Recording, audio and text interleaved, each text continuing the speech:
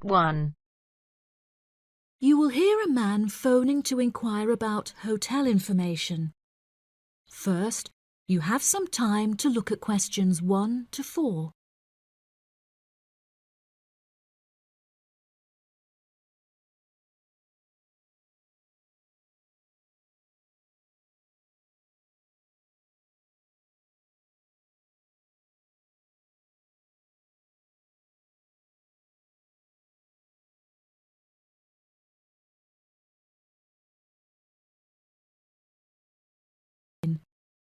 You should answer the questions as you listen because you will not hear the recording a second time. Listen carefully and answer questions 1 to 4. Good afternoon. You're through to reception at the Island Hotel in Crete. How may I help you today? Yes, hello there. I'm hoping to book a double room for my wife and myself for about 2 weeks, from the 25th of April of this year. Firstly, could you tell me whether it's particularly hot during this time? Yes, of course, sir. During late April and early May, the daytime temperature shouldn't exceed 19 degrees Celsius. But the weather has been rather erratic and difficult to predict in recent years, so I am unable to say for certain. Okay, that sounds good. My wife doesn't like going outside when it's very hot. I haven't booked flights yet, but I must say that I'm unfamiliar with Crete and its transport system. Does the hotel provide an airport shuttle service? Yes, sir. We provide a complimentary airport pickup service for all our guests. It takes about 40 minutes to get here from the airport, but it's at least 60 minutes at rush hours. And you will be provided with a fully air-conditioned shuttle bus. Okay, excellent. In that case, do you have any rooms available for the dates I gave you? I shall have a look on the system now for you, sir. Bear with me just a moment. Yes, sir. I can see now that we have several rooms available. Would you prefer a garden view or a sea view? Well, ideally I would like a sea view room with a balcony, but of course that depends on the difference in price. Not to worry, sir. All of our standard double rooms have ensuite facilities and a balcony. If you would like one of our sea view rooms, there is a premium of €60 per night. Okay, so could you tell me the total nightly rate for a standard double room with a sea view? Yes, of course, sir. For the spring months, our rate is €216 per night. For 14 nights altogether, this will come to €3,024. Perfect. I also read on your website that the hotel has gym and spa facilities. Are there any other facilities on offer? Yes, we have a large outdoor infinity pool overlooking the ocean, with luxury sunbeds and a poolside bar. We also have 3 full-size tennis courts, where we run a popular doubles tournament, with the winner receiving 2 all-inclusive spa day vouchers. Goodness, I shall have to brush up on my tennis skills. Before you hear the rest of the conversation, you have some time to look at questions 5 to 10.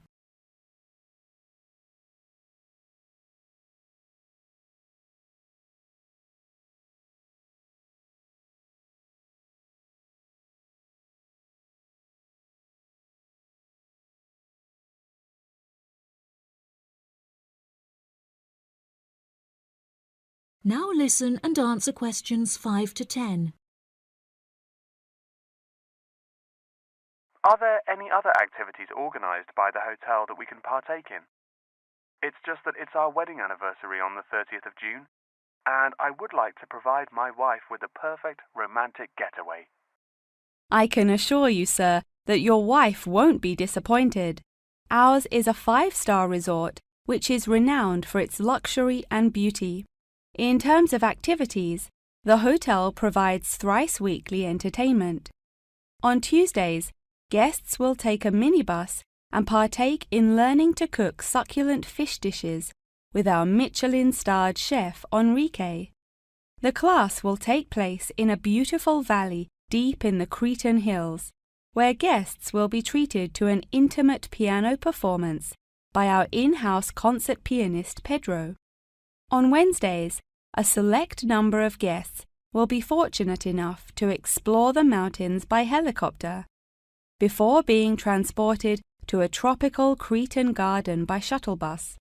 Finally, on Thursdays, after a fancy dinner, we provide a spectacular fireworks display, which guests can view from the comfort of a cable car. Oh, wow. That all sounds absolutely wonderful. I shall book the room now, and then I need to look at flights so as not to become extortionate. Would you like to take my details now or later? That is the end of part 1. You now have half a minute to check your answers.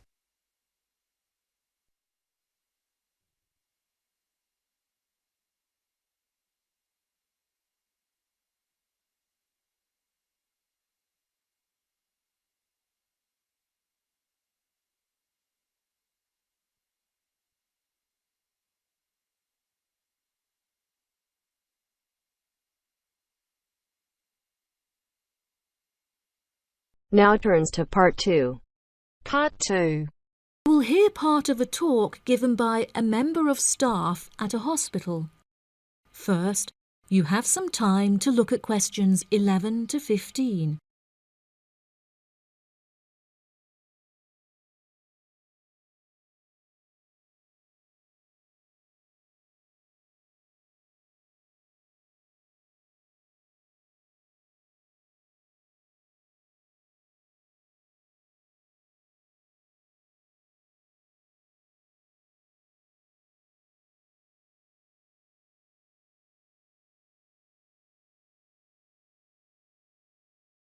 Now listen carefully and answer questions 11 to 15.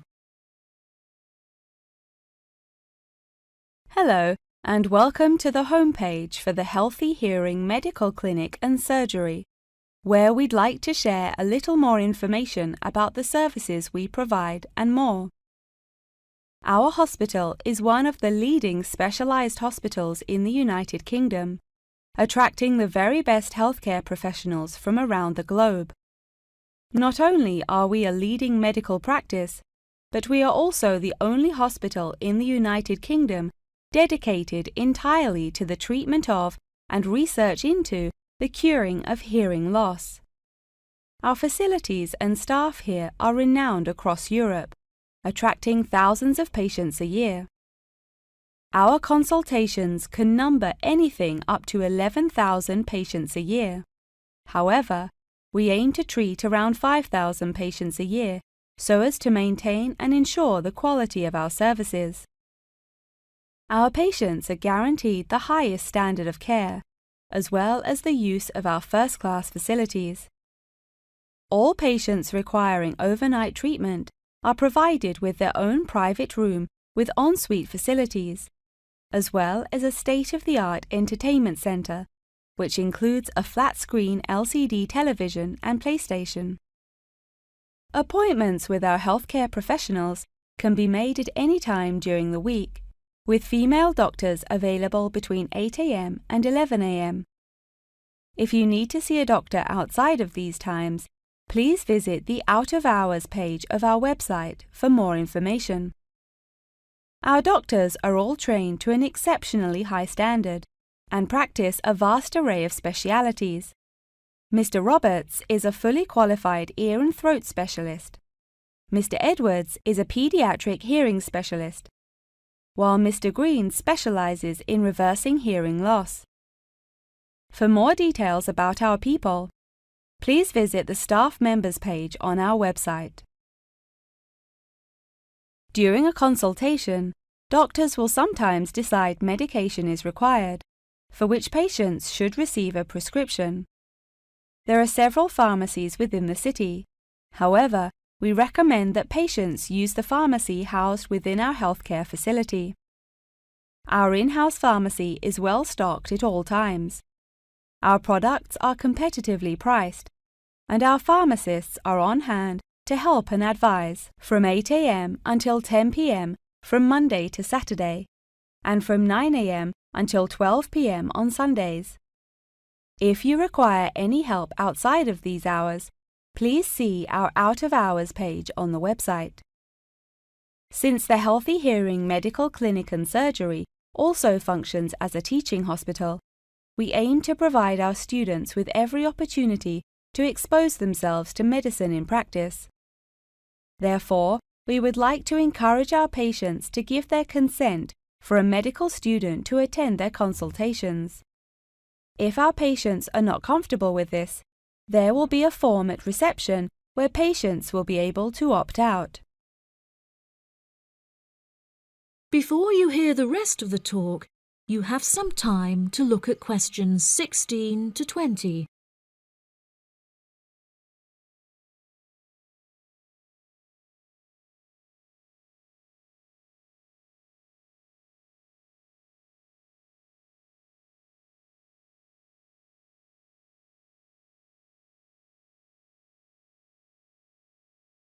Now listen and answer questions 16 to 20. Now, please look at the map I've given you of the Healthy Hearing Medical Clinic and Surgery. For those not familiar with our practice, reception can be found through the main door at the end of the corridor. If your consultation is booked with Mr. Green, you need to go through the main door and turn right by the nurse's desk, and his office is at the end of the corridor on your left-hand side.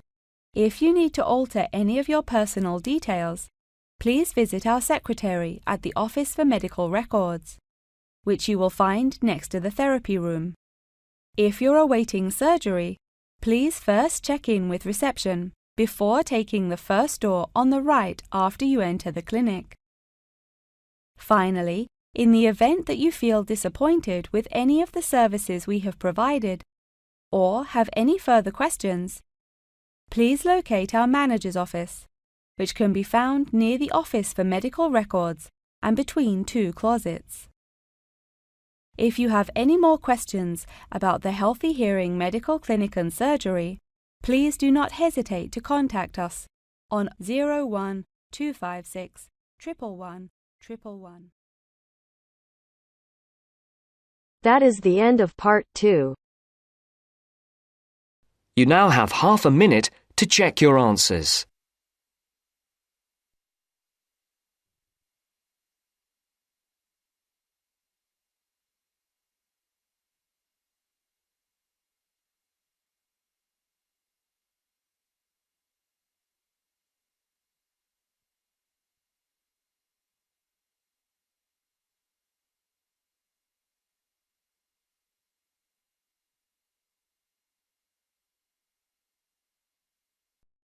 Now turns to part 3.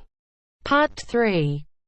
You will hear a conversation between a professor and a student talking about taking a course.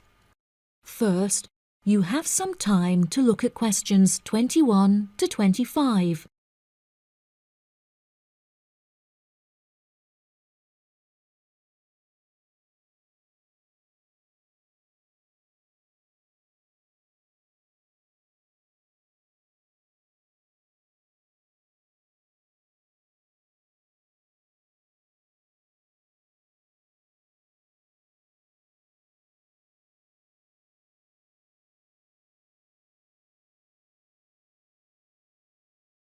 Now listen carefully and answer questions 21 to 25. Excuse me, Dr. Twain. May I speak with you for a minute? Of course, please come in. I'm Charlotte York. I'm considering taking your course in tourism.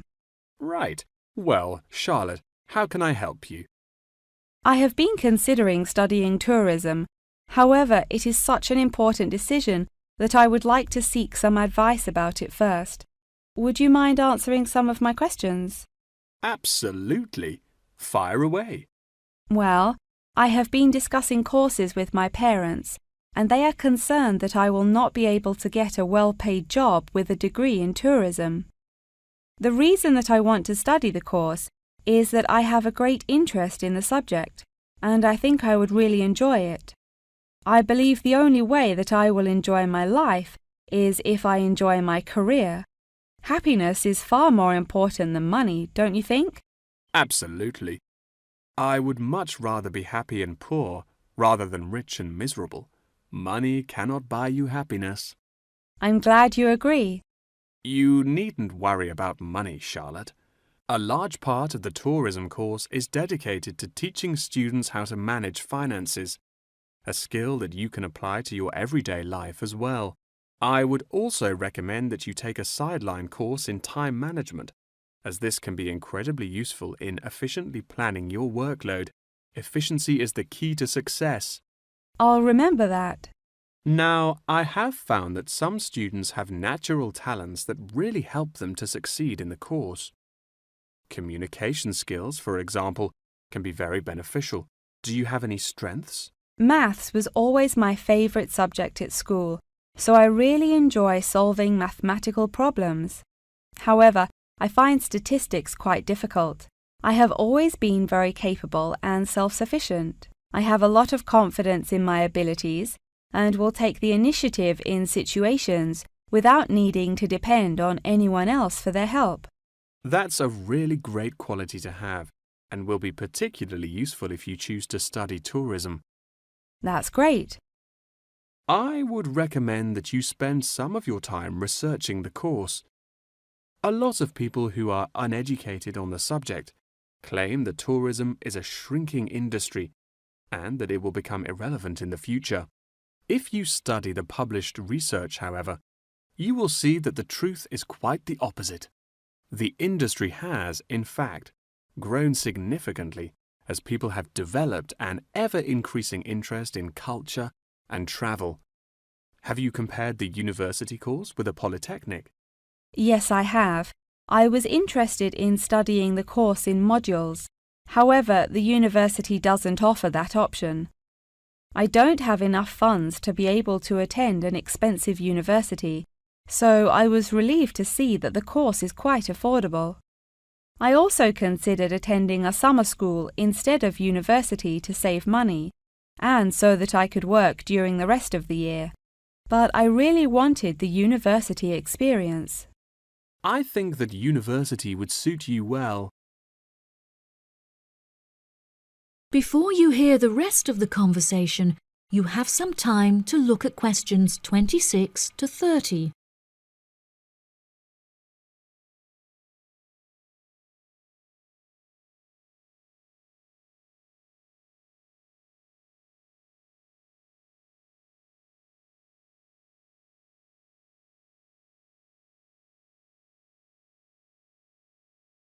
Now listen and answer questions 26 to 30. Now, what about the courses? Are you interested in any of the other subjects on offer? I have looked at a few. I was interested in travel and business as it sounds similar to tourism. That is really worth learning. However, be aware that it is difficult and will demand a lot of your time. Okay, that's good to know. You might find that Japanese is an interesting course and it will teach you valuable skills in speaking the language. Personally, it's not bad and could be of some help, but not that much. Okay, Japanese. Got that. What about medical care? Well, if you have time, the course will teach you a lot about curing diseases and illnesses or dealing with injuries outside, although it's not essential. So, okay, if it's useful, I'll take it. If you enjoy using technology and are worried about fulfilling the entry requirements, computing is very relaxed about the skills that applicants must possess. I'm terrible with computers, so I'm not sure that I would enjoy that course.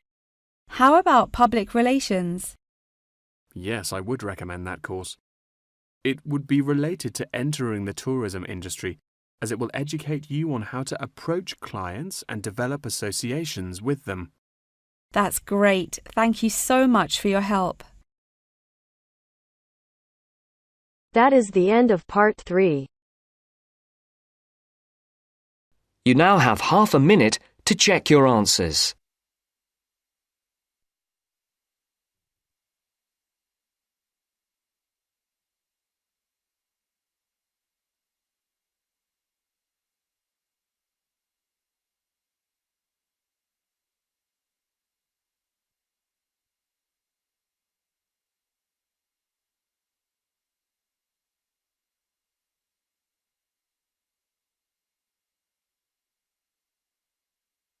Now turns to Part 4. Part 4. You will hear a talk on the research of architecture. First, you have some time to look at questions 31 to 40.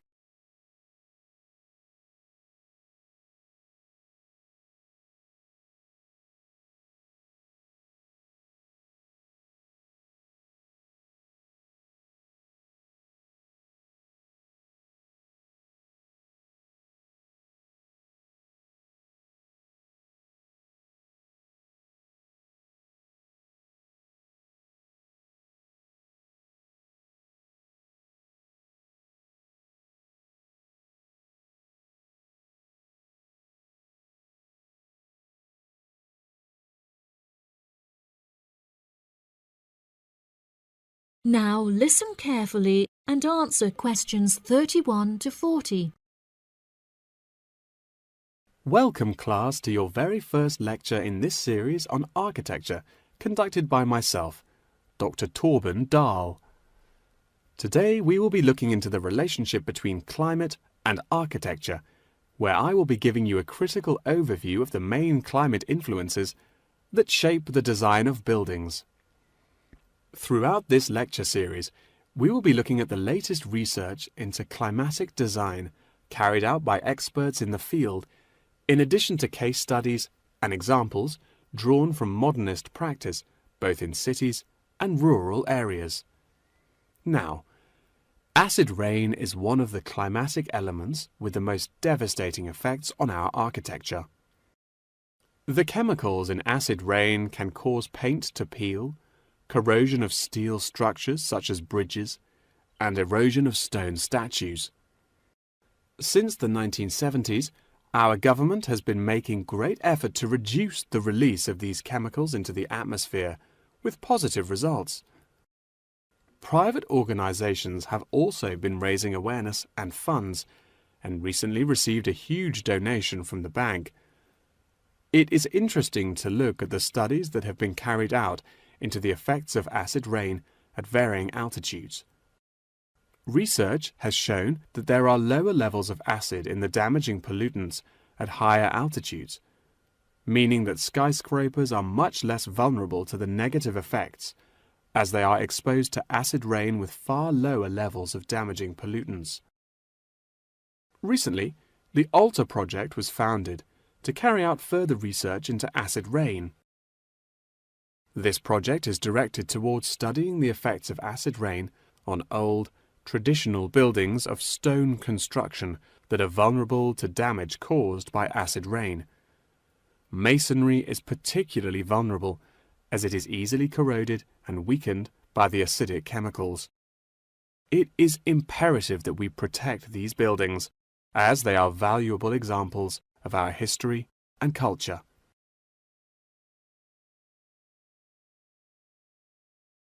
Pollution is one of the main sources of concern in the present day. The construction industry contributes considerably as a source of pollution in its day-to-day processes of creating building materials such as concrete and glass. However, more new sustainable methods are being developed to counter this. A recent case study for this is Sky Tower, whose windows have been made from recycled glass to prevent pollution from the glass-making process. Water is the most problematic element to be considered in construction. It is imperative that construction elements, such as the insulation, are fitted into the building in dry weather to prevent it from getting wet. This makes winter an undesirable season for construction, as the heavy rainfall can have adverse effects on the building. Another climate type that has an enormous effect on buildings is humidity. Constructions made of steel and stone are largely unaffected by humidity. However, it can have a serious effect on wooden constructions if the timber has not been correctly treated. Moisture from the air can condense in the grain of the wood, which then swells and shrinks in proportion to the magnitude of change in its moisture content. This variation in size can have disastrous consequences. In areas of the world that are prone to earthquakes, Certain design and environmental conditions are preferable for protecting buildings in the event of a tremor. Engineers have come up with numerous building procedures to help minimize shaking in buildings. For example, tall buildings have height restrictions and counterweights, and multi-story buildings have reinforced floors and walls. Ground conditions are a cause for worry in many constructions, as often the soil is of the wrong density to protect the foundations. Luckily, technology has now been developed that can help to minimize damage by earthquakes. Seismic sensors can give prior warning when an earthquake is about to happen, so that preparations can be made to protect both the people and the buildings from harm. The movement of building structures can now also be measured and monitored over time by architects. It has been expressed by architects within the design community that it would be valuable to be given special courses for designing buildings within earthquake zones. Guidelines are also expected to be produced by the government in the near future that will give architects a universal checklist to follow. That wraps up the lecture for today. Please remember that attendance is mandatory. That is the end of part 4. You now have half a minute to check your answers.